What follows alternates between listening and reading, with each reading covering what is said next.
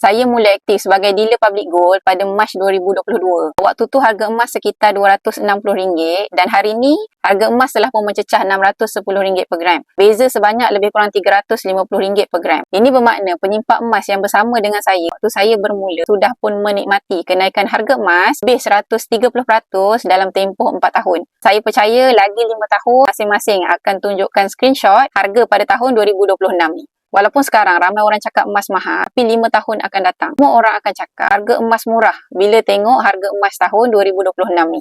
Cerita macam ni sentiasa berulang-ulang. Sejak zaman atuk nenek kita, sampailah zaman cucu cicit kita nanti. Tak ada satu zaman pun orang anggap harga emas murah. Sebenarnya bila nak beli emas ni, tak perlu pun tunggu harga murah. Sebab harga murah tu sebenarnya 5 tahun dulu.